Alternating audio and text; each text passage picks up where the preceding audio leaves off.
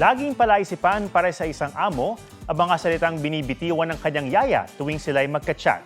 Tulad ng ispang at ididikit na may iba palang kahulugan.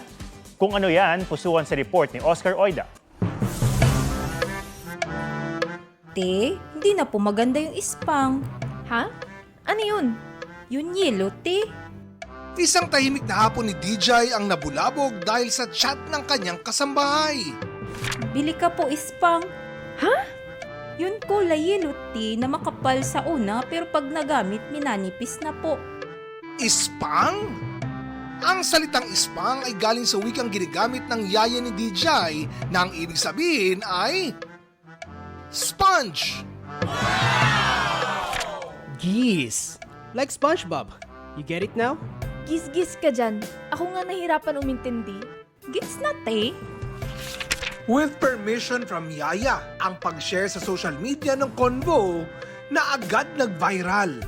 Marami pa silang convo na tila charades.